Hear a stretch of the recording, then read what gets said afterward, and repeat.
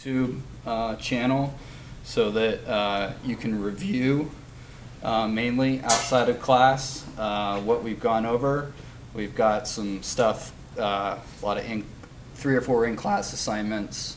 As you can see on the syllabus here, 5 out-of-class assignments, 4 in-class assignments that are not too hefty, and then 1 in-class assignment that's pretty hefty.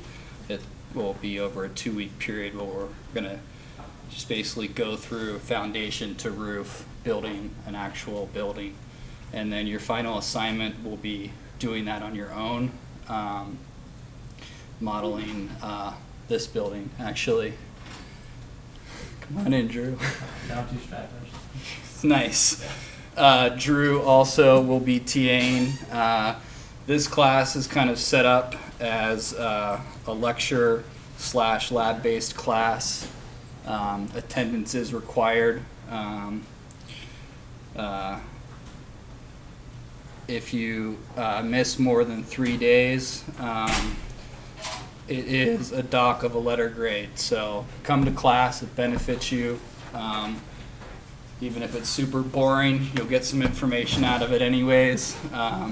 And the tutorials that I post online, meaning the class, is not necessarily meant for you to skip class and watch the tutorials later, because we'll be pausing throughout the class to do the labs and have people catch up, and that's where you can really get one-on-one information and ask questions one-on-one with the TAs and myself to kind of help work through everything.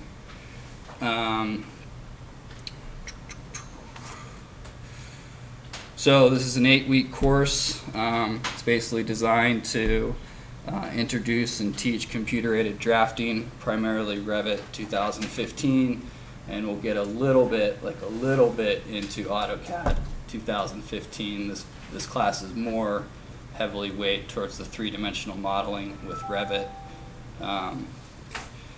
than it is. Yes?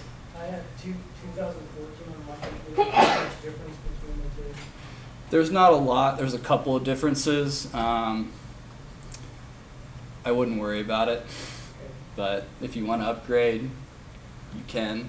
No. I'll wait till next year. It looks exactly the same. I haven't had any buggy issues with it so far. I've been using it for a while now. But there's some cooler graphic displays that aren't offered in 2014 that are offered in 15, which is, there's more than that, but that's kind of the coolest feature in my opinion. So at any rate, this is posted to Blackboard. Hopefully most of you have been up and looked at Blackboard.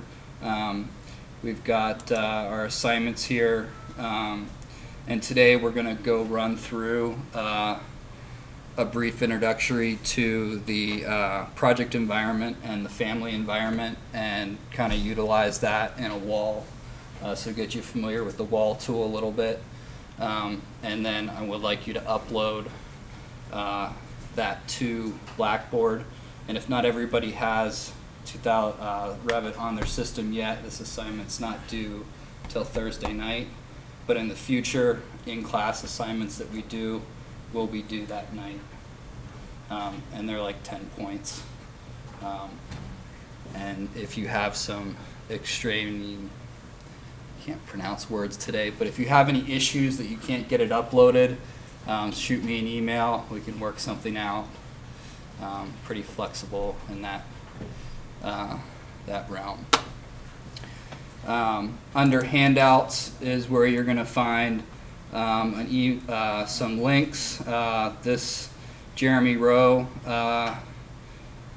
has some wonderful tutorials online, and a couple of them I have linked to some of the assignments, and 2 of the assignments you'll actually be watching his videos and creating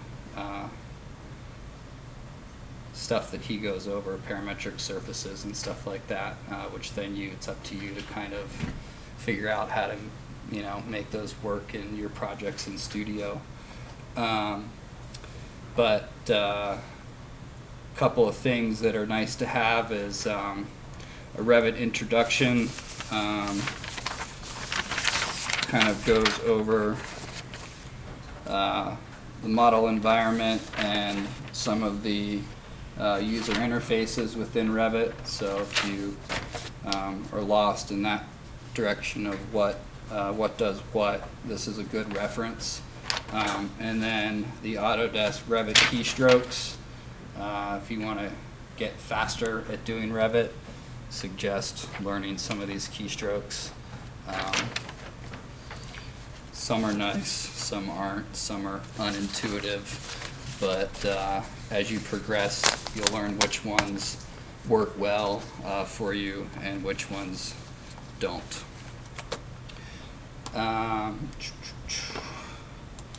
So yeah, we went over the syllabus briefly. Obviously, laptops need to come to class with the software installed and ready to use. And if reasonable accommodations are available to students, documented temporary or permanent disabilities, you always contact Disability Support Services located in the Commons in room 306. And notify me after you go through the paperwork and stuff if you need any special accommodations for the course. Text recommendation. I have that book. I forgot to bring it with me today. But it's a great, big, thick book. It's like this thick. Has a lot of great information in it. Sometimes useful, sometimes not. But when I first was learning Revit, I think it was the 2009 version of this book, I definitely had a lot of thumb notes in it, you know, to look up quick stuff, how to do, that I didn't quite necessarily remember. Course information, if you guys haven't looked at this already, this kind of shows you how to navigate the Autodesk site, sign in, and download Revit 2015 for free as a student. As I got down through this, I realized that to download, for Mac users, you have to download Parallels and Windows operating system to run Revit. So I hope those of you who have Macs have worked through that. Some people have had some issues with that from the first section. So if you do have issues with that, I suggest maybe talking to Michael McCallan, our IT kind of computer guy.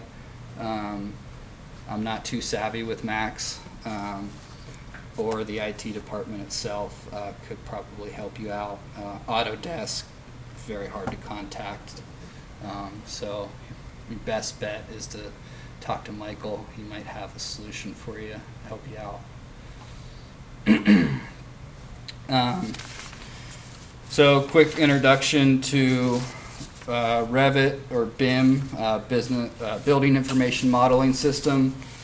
Basically is a system that, as you draft floor plans in 2D, you're also drawing in 3D.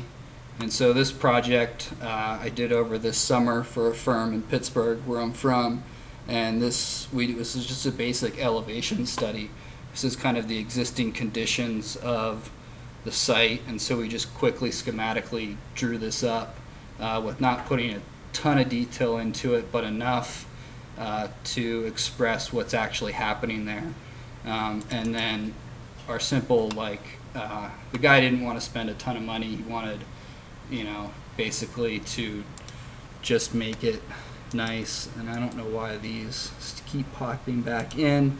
But anyways, we proposed to remove that plaster and re-expose the cornice detail along the edge, and then create an awning up top and an awning across the facade to hang the signs off of. And from that, it's kind of schematic design.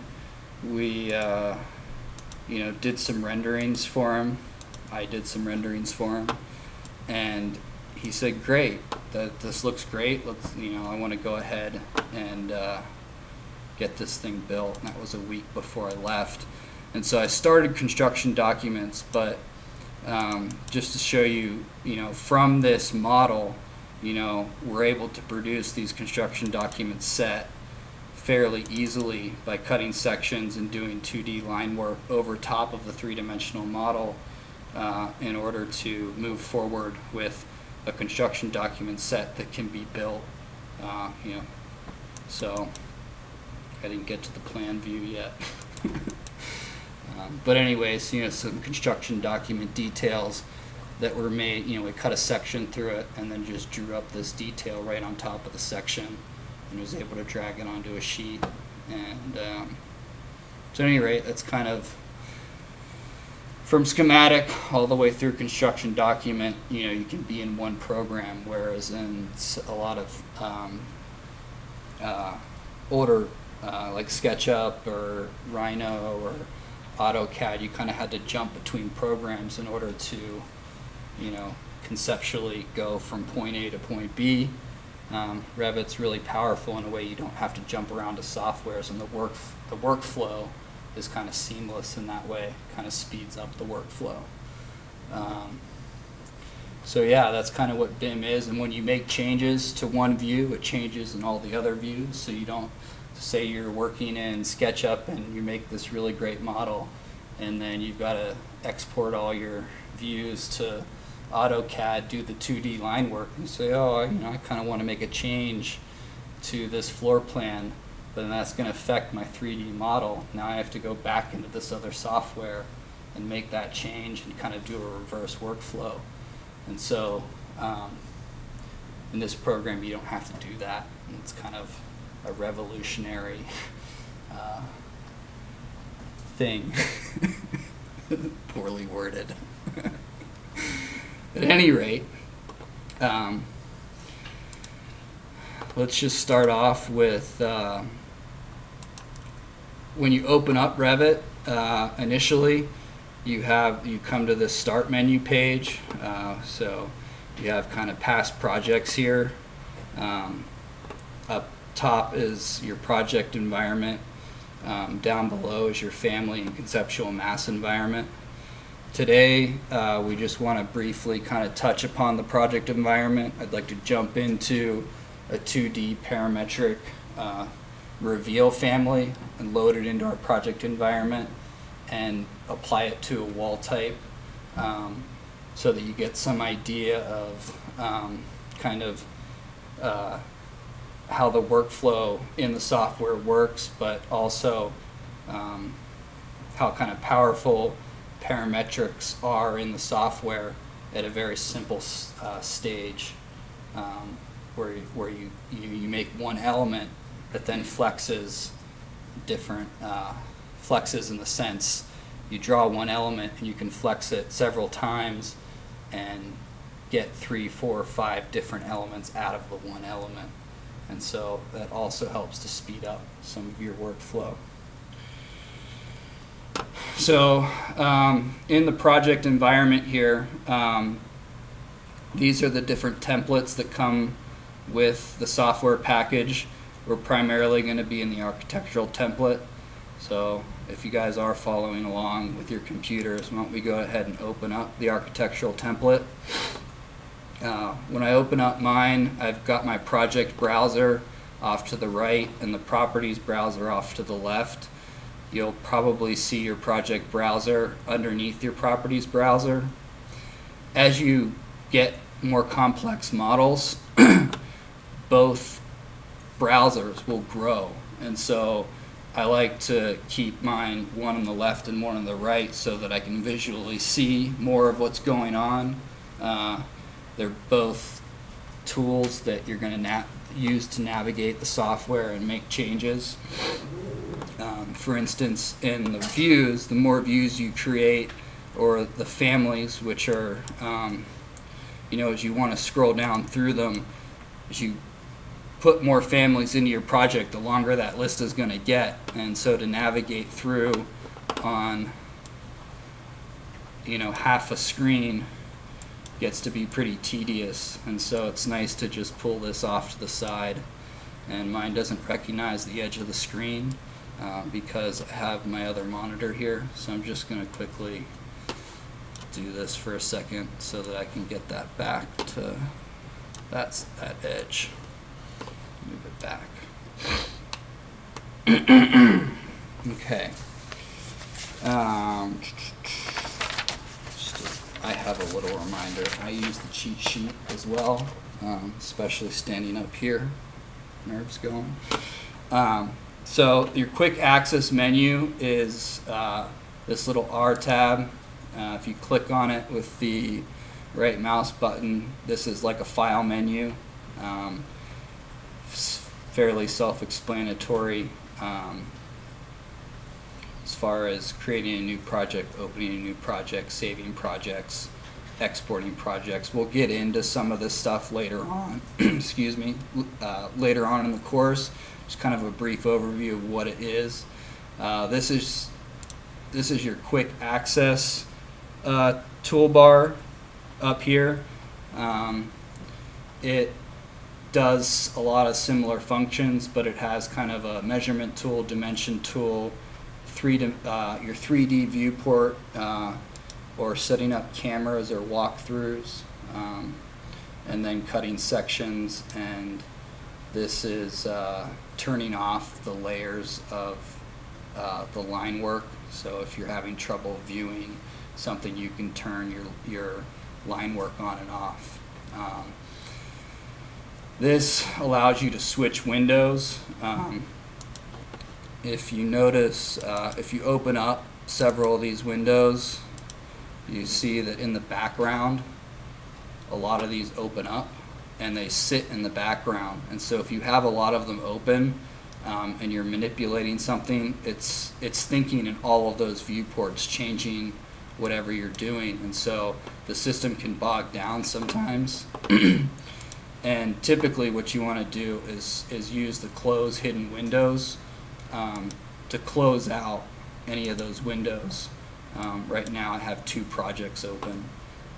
And then this also is an easy way to switch back and forth between projects.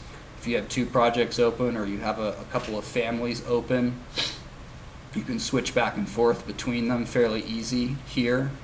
So that's something good to know.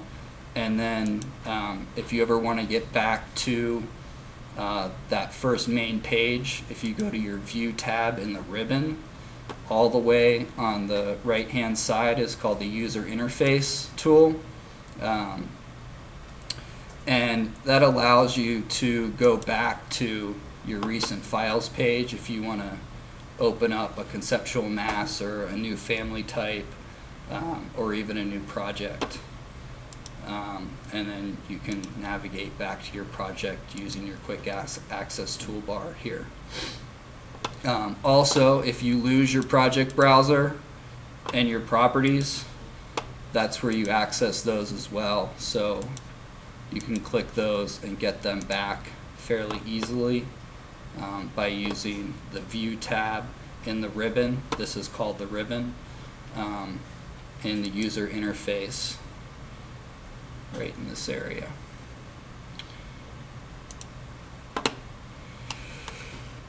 Okay, what other ones do we need to go over? So there are 3 major workspaces, kind of talked about them briefly: the project environment, the family environment, and the conceptual mass environment.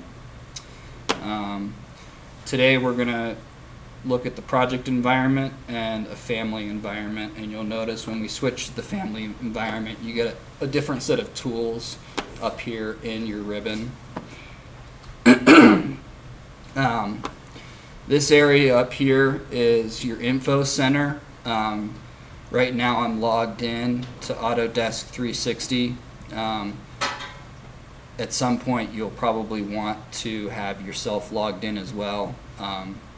It's a communication center, and then it kind of gives you some information about Revit and some other things going on, and if there are any updates that need to occur,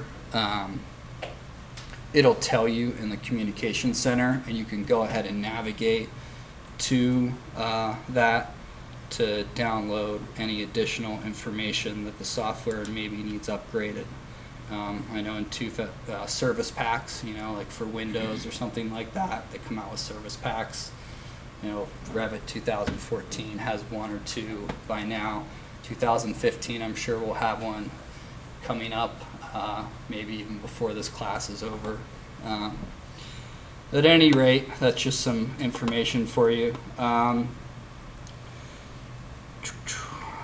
When you open up or click on a tool, it's not liking it because I'm in an elevation view, but if I click on a tool, this options bar comes up along with the property type, instance properties for a particular wall that I'm drawing. And if you want different types of walls, you hit that down arrow with the right key, and you can get different types of walls that are already predefined. I'm just going to click on the 6-inch generic wall at the moment, and I'm going to, I've got my location line of where I'm drawing is in my center line. You can change that to being the exterior face, interior face of the core, which is the outside of the wall. Or no, I'm sorry, finished face for the exterior and interior would be the outside of the wall or inside of the wall. The core face, I'll show you in a second when we actually edit the type of wall structure, but it's kind of like the middle of the wall, but it's not the center of the wall either. It's like the core of the wall, which is where your structure lies inside of it. So it's probably too much detail at this point. But if you want to do like a set of walls, you can by clicking the chain button or not. Escaping once escapes from actually drawing. Escaping twice escapes out of the actual, excuse me, actual tool itself. You also notice that when you click on a tool, the Modify tab pops up and you have a lot of different options. We'll get into a few of these today, like the Align tool, the Trim tool, the Array tool, the Split Element tool. That's really the only ones we'll get into today. But these are different options of what you can draw in terms of walls. If we flip to our 3D view, I'm just going to click that icon. You can see that I've drawn, 4 walls. And just to kind of navigate, if you hold down the third mouse button, it pans, scrolling in and out. With the mouse button, zooms in and out. You can also do hit control and the third mouse button, and that zooms in and out as well. If you use the shift key and the right mouse button, that rotates. And for me, the middle mouse button and the shift key also rotates. You can also navigate the 3D viewport with this view cube. So if you want to get on a specific plane, to work on this wall, say you can do that in 3 dimensions, or you can flip to an elevation view and work on it as well.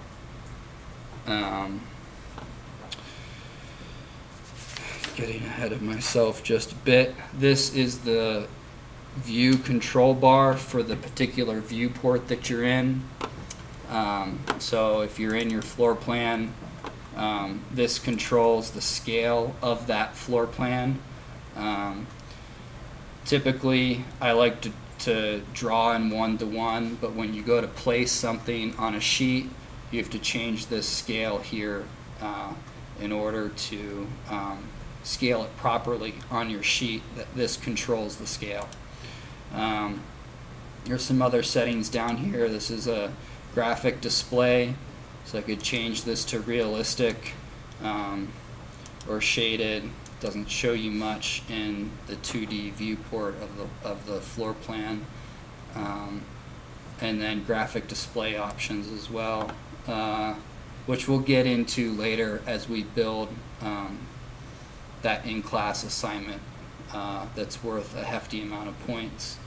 You can control the sun path, shadows, crop regions.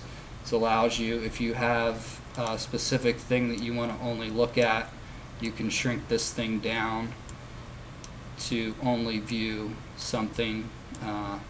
Maybe it's a detail or whatever, you know, and you only want to see that particular thing. But you can see, and you can hide that as well. I don't recommend using it too much. And that turns it off and on. This is a temporary hide, isolate kind of elements and categories. So the sunglasses allows you to hide a particular element in the viewport, or you can isolate it. Whoops, I just didn't want to do that. But you can isolate that element pretty easily, and you can do that in a 3D view. So say you've built something in 3D that's in your model, and now you want to export it out and print it three-dimensionally in the 3D printer down at the wood shop. You can use that isolation tool to isolate that element, and then export it through your add-ons, which we're going to have you do actually in the next couple of weeks here. It's one of our next in-class assignments. But this is how you reset it, or you can permanently hide it by applying the hide isolate to view. You can also right-click. If you left-click and highlight the element, you can hide it in the view, but then you can't really temporarily hide it. It's more of a permanent hide, and you have to use the light bulb to look at what's hidden and grab it. And if you've done that with a lot of objects, it starts to get pretty muddy to try to figure out which thing you've hidden and what you actually want to select and unhide.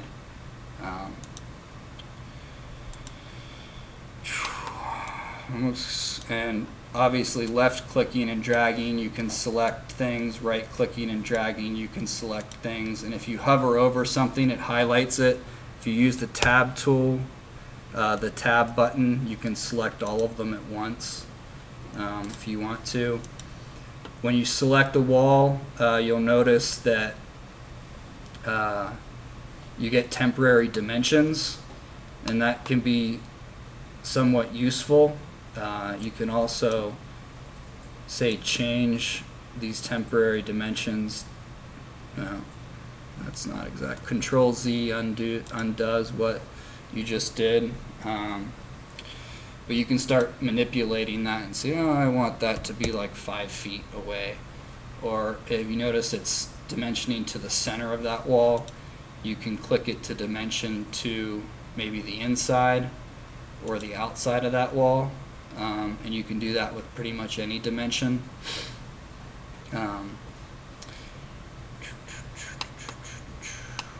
And this little button makes that dimension permanent and stay there. Which sometimes you want, sometimes you don't want.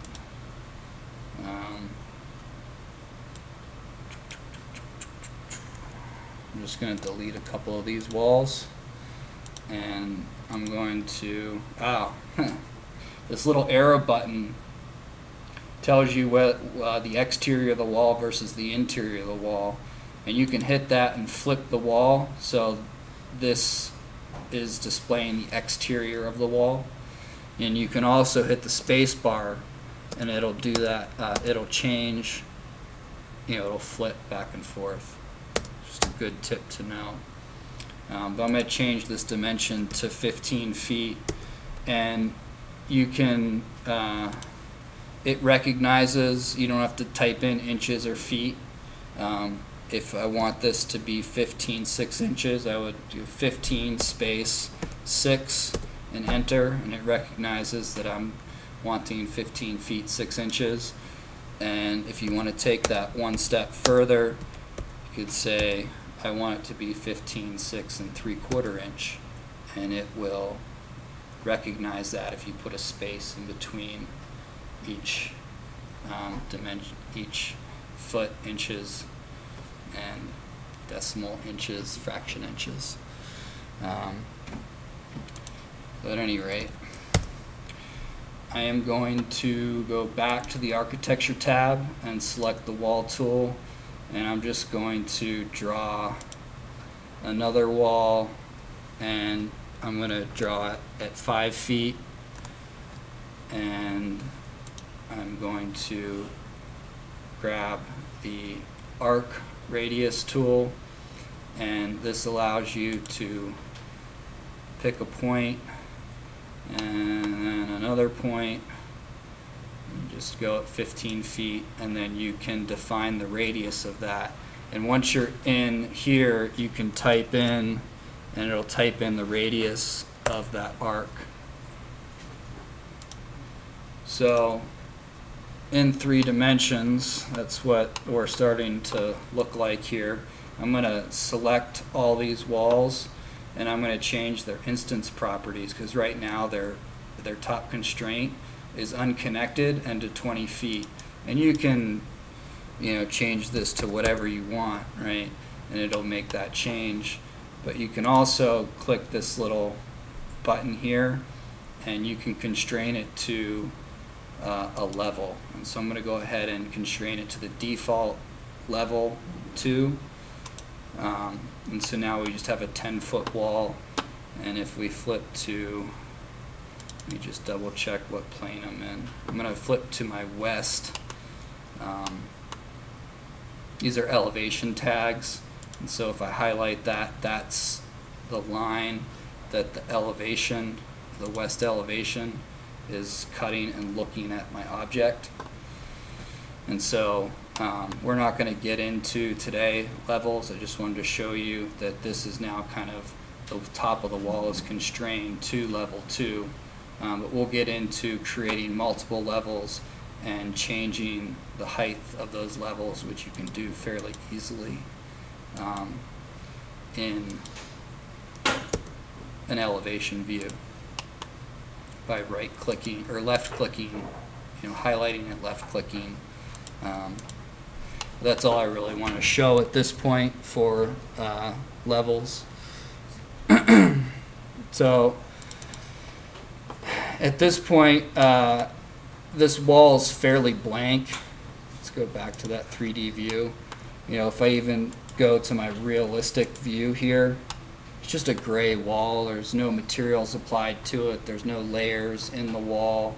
And, what if I want to, start to make the exterior side of that wall look like a paneling system? That's kind of the goal today, is kind of how to figure out how to create a parametric 2D family that gets swept along that wall, that creates a reveal in the wall and allows you to start making, custom panelized exterior wall elements. So with that, we're going to jump in back to our user interface and go to our recent files. And we're going to go down to our families area here, and we're just going to click new families. And it brings up a dialog box that has a ton of default families in it. We're going to scroll down to what's called a profile reveal family. And if we open up that family, you'll notice my ribbon now changes, and I have a new set of tools to work with.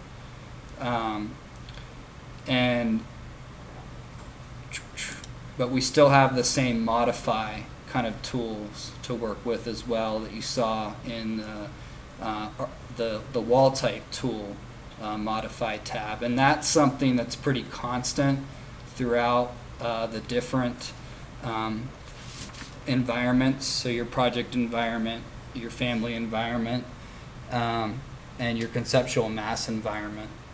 Thursday we'll jump into conceptual mass environment.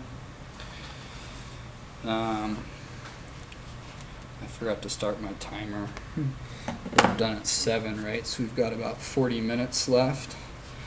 Okay, that should be enough time. I'm moving faster, right, Clay? Yeah. A little bit faster? Yeah. I've got some energy in me from drinking a Monster earlier today. This morning I was a little groggy. At any rate, let's go back to the Create tab. And we'll notice here we've got basically 2D line work to work with, and then some measurement tools. Yes? So after families, you go to new and then you switch. Okay. Let's go back to the View tab and go to my user interface, back to recent files. And I clicked the new family, and I scrolled down to profile families, and I clicked on the reveal family and opened that up. You with me now? Okay, great.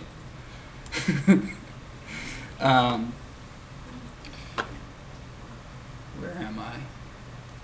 I'm going to close some of my windows, and I'm going to go to my family 1 floor plan. I believe, yeah, will be my 2D surface. And because we're drawing a profile, right, it doesn't give us a lot of options in floor plans, like in our project environment where you saw 3D views and elevations and sections and things. You won't find that in this type of environment because we're drawing a 2D kind of like a wireframe that's going to be, cut through another surface. So it just gives us a flat floor plan reference level view. And so these are reference planes that kind of define where the object sits in space. And this vertical line is the wall face itself. So it's whether it's the exterior or interior. At this point, we haven't defined that, but it's the wall face. And the right side is the wall itself. And so we want to create an element that's going to cut into the wall to kind of mimic a panel, and it's God, I'm lack of words today, but basically a cutout that starts to look like seams for paneling. Excuse me. So I'm going to just go ahead and click on the line tool, and we get similar kind of drawing mechanisms as the wall, but this time it's just 2D line work. And so I'm just going to draw a rectangle in here, and I'm not really going to worry about the size of it at this point because the goal of this exercise is to kind of double escape out of that, is to create some more reference planes that start to define the edges of this and actually have them flex. And so we can create multiple reveals within this one family. So I'm going to go back to my Create tab, and you notice up here I've got this tool that says Reference Planes. If I click on that with the left mouse button, I can start to draw more reference planes in this view, and it's 1 click, 2 clicks, and you notice I didn't draw that very carefully and it's at an angle, and so you want to be careful about that. You can set reference planes to angles, but right now we just want them to be horizontal, and we want to draw one that's vertical as well.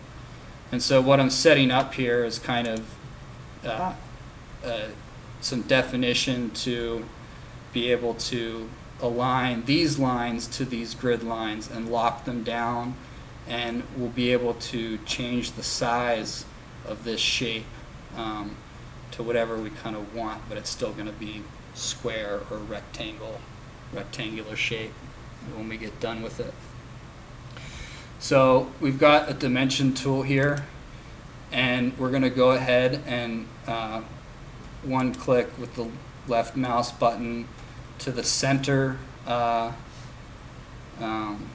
reference plane, and then again to the upper reference line. And to get out of this dimension tool, you click in the blank white space, and it should terminate the tool. Not completely, you're still inside the tool, but it terminates that particular dimension. And if you notice, there's an EQ sign here. If I click that, it sets those two dimensions equal to each other based off of this center line. And so we can keep this object relatively in the same place, but still flexing these other things. So I'm going to go ahead and click one more dimension there, and I'm going to do the same from the wall face to this back vertical parallel line. That just happens to be 2 feet. Last class it was nowhere near that. If I use the align tool, which is here, and if you notice, if you don't know what these tools are and you hover over them long enough, they'll kind of display a little video of what they do. And then they also display the quit command key. So AL allows you to use the align tool. And in order to do that, to align one thing to another, you first click what you want to align to, and then you click the line that you want to align to that line. And you notice you get a little lock symbol here. What you want to do is actually lock that down to that plane. So when you start to move this, that line goes with it. Back to the align tool, and I'm going to go ahead and align the rest of these and lock them.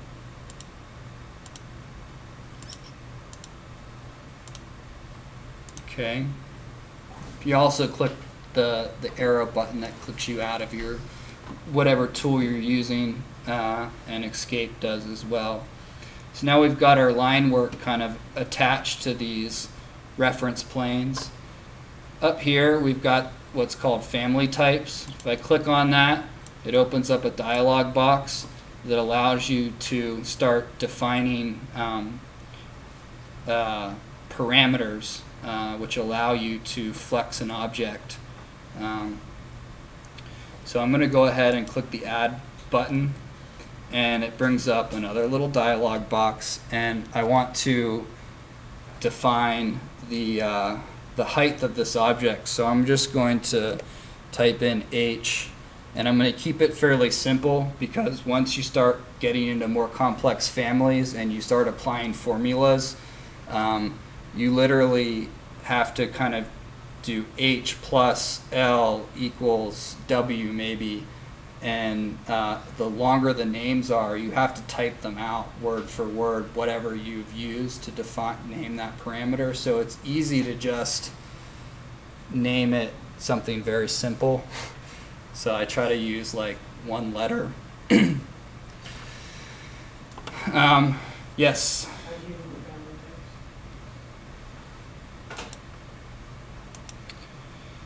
Up here in the ribbon, there's a button here that's called Family Types, and if you're in the Create tab and the Modify tab, I believe it allows you to select on that, but if you switch to like the Insert or the View or the Manage tab, that goes away. So I'm going to go ahead and add that H in there for height, and we're going to get into what these other things mean, but right now we're defining a dimension and the length of it.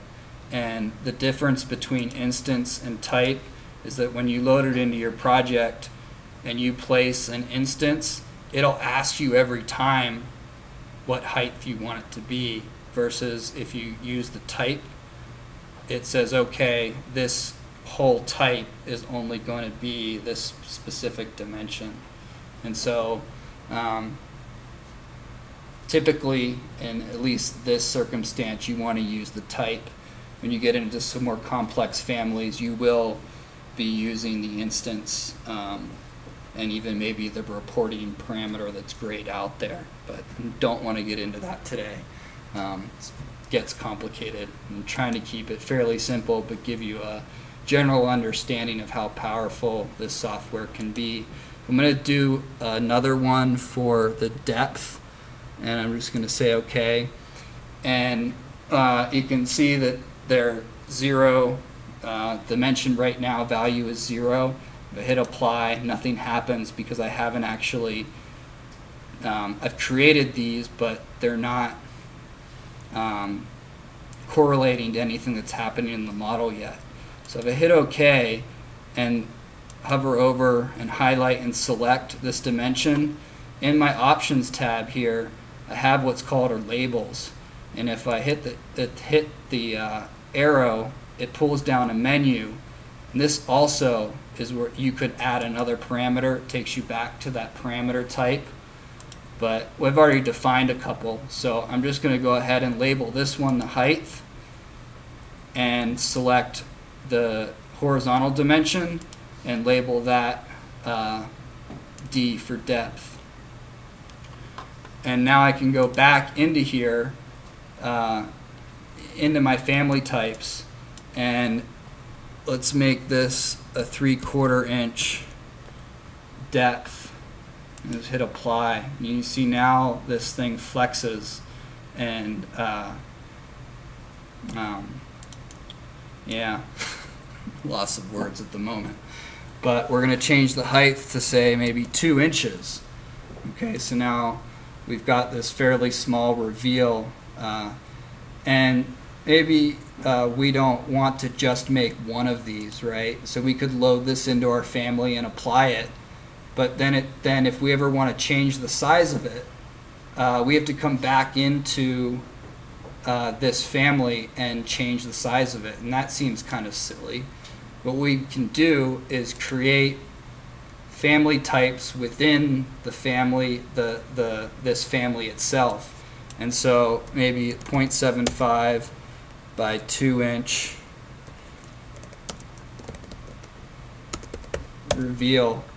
And so now that one is really roughly labeled. You may want to label it a little bit cleaner, like reveal 0.75 of an inch by 2 inches.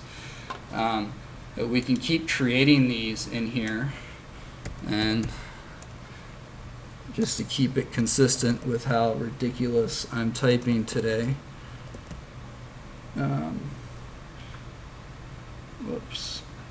We're going to maybe make that 4 inches, and now that we've made the new name, we can change that to 4 inches and hit apply.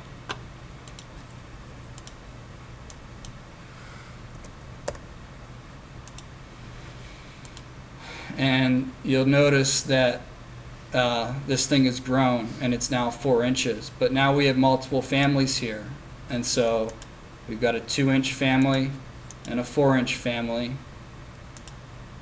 You can see it changes. And so I'm just going to create one more, and in fact I'm going to do a Control-C this when it's highlighted and create a new one, and go Control-V so I don't have to retype that, and maybe make it 12 inches, say OK, and then change this to 1 foot, just so we have 3 different random sizes of a reveal that we can place, and press OK. And now that we know that this thing's flexing back and forth and it's kind of doing what we want, we can go ahead and save it. So do a file save and name it probably most likely like 0.75 of an inch reveal, so that you know what size the reveal is in depth. Or whatever you like to call it, and I'd put it in a place where you can easily access it. Start maybe creating somewhere on your desktop or in your documents where you start to compile these. And so once you've made it, you don't ever have to make it again. You can just go back to this one load this into your project environment, whatever project you're doing, and you won't ever have to make it again. And in fact, you could change the depth of this to be maybe 1 inch, or, you know, I don't know, you want like a 16-inch reveal depth, and then resave it. And now you've got another family that you can load into your project. And so you can kind of create one family and use it as multiple families. And that's kind of the goal of this. So, you know, just to kind of clarify that, we could go in here and just change this to maybe 6 inches and rename this to being a 6-inch reveal, right? And then you do that for all 3 of those family types that you've created, and then do another save as, and save it as a 6-inch reveal. And so you don't ever have to redraw this thing. You can just kind of manipulate the numbers within the family itself. So it's kind of cool in that respect.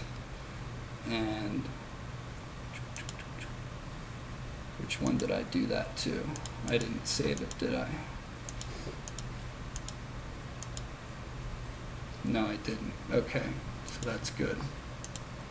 So at any rate, we have a project environment open right now with those 3 little walls drawn in there. I'm going to load this into my project. I still have my Forbes and Shady project open, so it's giving me an option to load it into either one. I'm going to load it into my project 1. Just press OK. Now, if you'll notice in your project browser, if you scroll down to profiles and make that bigger, I didn't save it as a different family name. Typically, you want to do a save and name it something unique, because if you don't, every family that you bring in, you don't know what the heck this is, right? So this is kind of a mistake. I should have saved it as 0.75 reveal, so when I loaded it in, I know that it's a 0.75 of a reveal and not just some random family. So I'm going to go back to my family type, and I'm just going to do a save, and I'm going to change this to 0.75 reveal 02 because I made one earlier this morning. I'm going to press save, load it back into my project, and now you'll see up at the top I have it here and I know what it is, right? It's a reveal, it's 0.75 of an inch, and now all 3 of those family types that we made are loaded into our project. Okay? Now, how do I put it on the wall, right? So this is where it starts to get a little bit more complicated, but I think you guys can manage. In the edit type button here, it opens up the properties of this 6-inch wall type. And whenever you start to make changes to a wall type that's already predefined in Revit, you want to duplicate it and name it something else so that Revit doesn't get confused, or you don't get confused and lose this generic 6-inch wall that's not defined. Because then maybe you want to make another one, and then you have to manipulate, you know, your wall type that you've spent some time working on. And so you kind of want to keep the one generic one in your project so that you don't have to manipulate one that you've already worked on. So I'm just going to call it generic 6-inch wall 2, but you could now Arch244 section 2 wall. Say OK. And now you'll notice that that one wall changed, but these are still the generic wall. So If I hover over and select all three of them, you'll notice this thing goes blank because it's like, oh, you're selecting two different wall types. We can very easily change all three to that wall type. Yeah, Logan. Is there a way to export a wall type that you just created so you can use it in a new project? Yeah, you can go into your modified tab, and if you have two projects open, maybe you have a project that you've already have a predefined wall in, you could select that wall and copy it to your clipboard, and then open up a new project and use the paste tool to paste that wall in. And then once it's in there, it's in the wall, it's in your list, and so you can delete that wall that you pasted in, but it brings it into the new project environment. Good question. So at any rate, we're going to go and edit this wall, and we're going to edit the structure of it. And you'll notice when we edit the structure of it, it brings up a small dialog box that tells you the layers of the wall.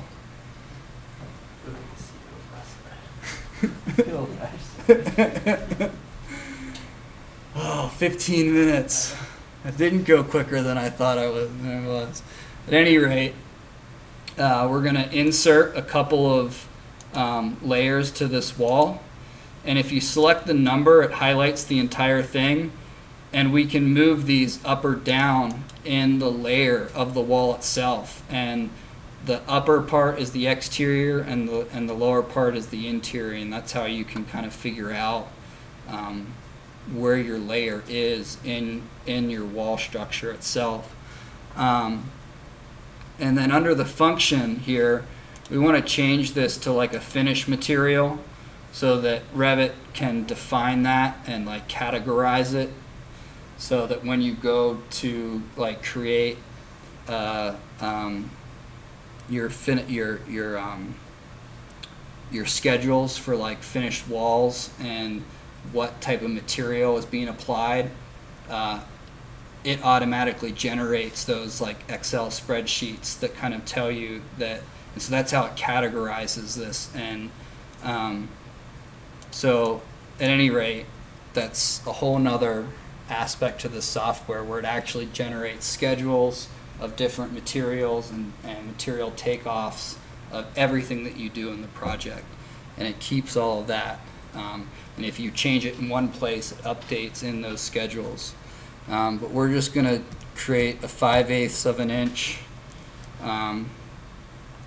layer here, and this material, you can edit this material right here by clicking here, and you notice there's this little button. If I hit that, it opens up a material browser, and I can search for materials that are just kind of already arbitrarily in the project. And I'm going to type in gyp for gypsum board. I'm just going to select that, and you notice there's a cut pattern here that's sand.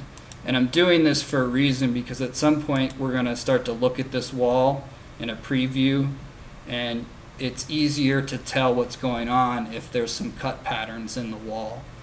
I'm going to leave the 6-inch where it is, and I'm going to leave it as structure, and I'm going to move this number 3 up to the exterior core boundary. And remember, we were talking about drawing from the core boundary of the wall. Well, this is kind of that line in the wall that you'd be drawing from if you selected that in the wall tool. I'm going to move this one up as well. And the only thing that's kind of tricky about this is that if I try to finish this right now, it's going to give me an error that says, you know, there's no thicknesses in these rows, and they're labeled structure, but a structure can only occur inside this core boundary area. And so we have to change these to maybe a substructure and a secondary finish, right? And maybe we want 1/2 inch. It's asking me for a dimension. 1/2 inch thickness for plywood, and we're just going to type in apply and grab sheathing. You know, notice there's no cut pattern applied to this, so I'm going to click that and just quickly go down to plywood and press OK and OK again. And now you'll see that this is showing that plywood layer, and then maybe 2 inches here for the last finished material. And I won't apply a material to it, but you can if you'd like to. What I want to do is create a reveal in the wall itself, but this is grayed out. And so if I select this little view and to this pull down menu and go to a section, I now am able to start to use some of these tools here. And I'm going to hit the reveals button here. I'm going to add a profile, and I can add my 2-inch profile, hit apply, and you see the center line of where it was evenly dimensioned from that center line rests at 0 at this point. So we want to move the distance from the base to 1 inch and hit apply, and now it's resting here at the bottom of the wall. And we could flip that to the interior if we wanted to, or we could also go from the top of the wall if we wanted to. And that probably gave me an error because you can't see it. But go back to the base. And then if I want to add more, it just goes back to the default. And that's kind of like, yeah, I want to just add a few more of these ones here. And so I'm going to duplicate that one that I placed, and I'm going to change this to, say, 3 feet and 6 feet. And let's duplicate one more and go 9 feet. And I'm going to press apply and OK. And I'm going to hit OK again and OK again. Now you notice, well, it popped in on all those, but that wall is not, it's on the wrong side. So I can hit the space bar and flip that wall so that now that reveal is on the exterior, or it's always on the exterior. That wall was just drawn backwards, and so I'm able to flip it using the space bar. If I highlight it and flip it back and forth, same like we were in our floor plan, using this arrow to flip it back and forth. Move back to my viewport. Periodically it'll ask you to save a project. I recommend saving whenever it asks, because sometimes Revit likes to crash and it sucks to lose work. I don't know if you guys have had that experience in the past, but I'll be working for like an hour and I'll be like not saving, and then all of a sudden I do something that's complex and Revit's like, I don't like this, and it just crashes and you lose an hour, 2 hours worth of work, and you're like, oh, that sucks. It's not fun when it happens. So save as much as possible. Oh. Okay, so we've got horizontal reveals, but what about vertical ones, right? We want to start placing vertical reveals to start looking like a panelized system. Under the wall tab, you've got an option here to place reveals arbitrarily. You can place them horizontally or vertically, and it's defaulting to a default reveal. I'm going to edit the type of this. I'm going to duplicate it, rename it to 0.75 of an inch, by 2 inches. Hit OK, and then again, just like before in the other wall tool, we can click this down arrow and change that to a 2-inch reveal. And now we're placing a 2-inch reveal. And notice once I clicked and placed it, it doesn't let me place anymore. I have to restart it. And you can do that, but you'll never get an even spacing, right?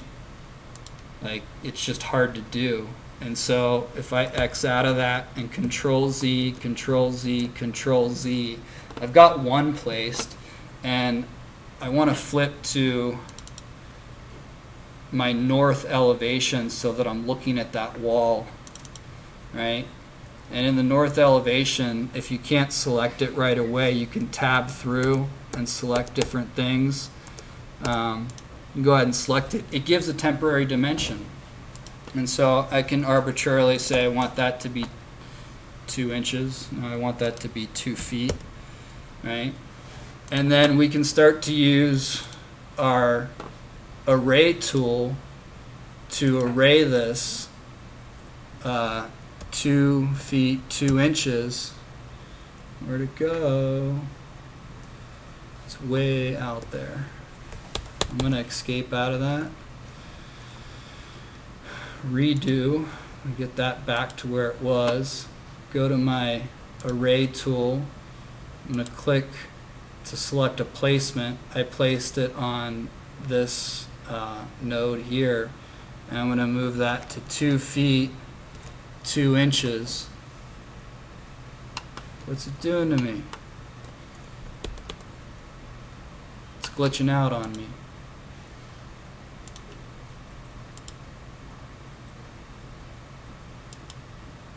It's still glitching out on me.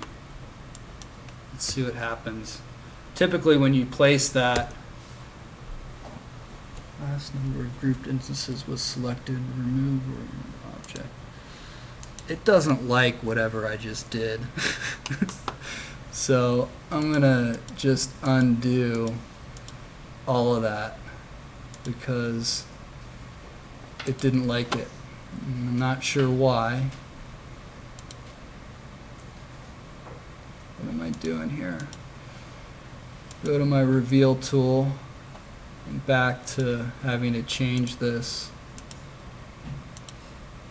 to my 2-inch reveal. Place my 2-inch reveal, reset, double escape out of the command, select it, place it at 2 feet, and now I want to array it along this path of 2 feet 2 inches. It's really bugging out right now.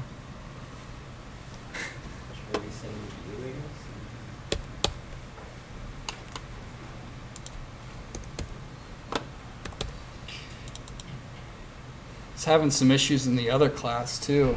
I don't know. Revit's not liking me today. I'll just chalk it up to that. But at any rate, let's try this one more time.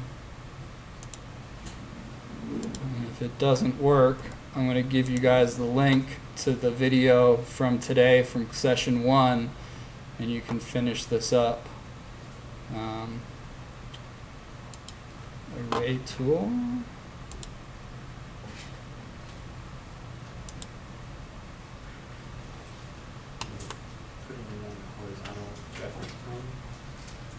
I think that's it.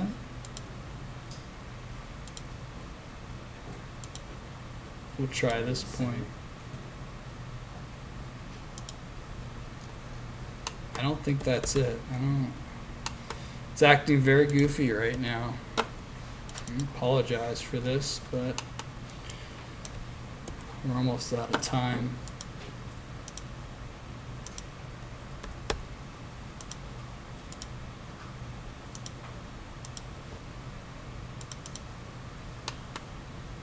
Got my horizontal plane.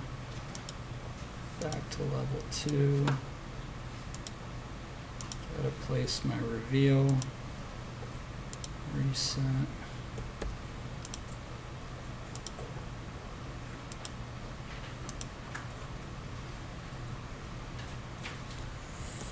Okay. Well, that throws a wrench in my plans to continue, but we're pretty much out of time. It's 5 minutes to 7. I'm going to give you a link to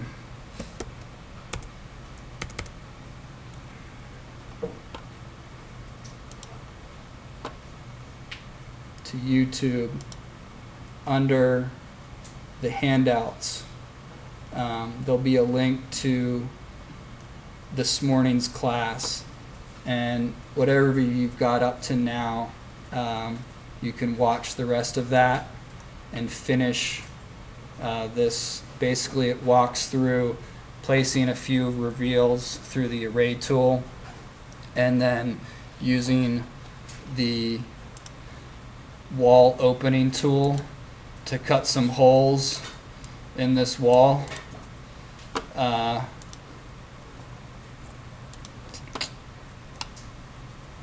And going one step further with that is you can also edit the profile of the wall itself.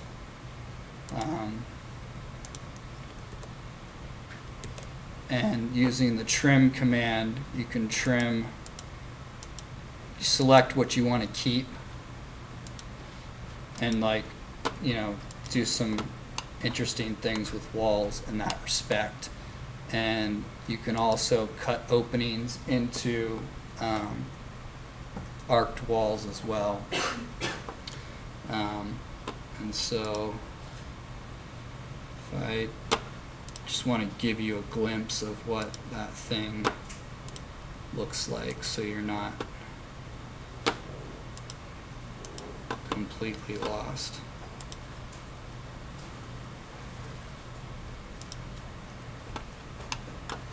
This is what you'll kind of end up with at the end of the tutorial. So you kind of have a door opening here, and west elevation. Oh yeah, this was the one that wasn't working either. I was having difficulty with this wall opening in the previous class. But basically you can set a dimension to that and set the height of it to maybe be a 7-foot door, or and so it'll show you how to do that in that tutorial. That becomes a temporary dimension. You can start to change the height of that. Okay. With that, yeah, I'll upload that video, or I'll put the link on your Blackboard page so that you guys can watch the tail end of that and work through that. And that's due Thursday night, right before midnight, like 11:59. Upload your file and upload it as wall type _ with your last name on it, so that, because we're going to have a couple people grading, and so we need to know whose wall is whose when we download everybody's in a mass kind of thing. All right, thanks for coming in, and we'll see you guys on Thursday.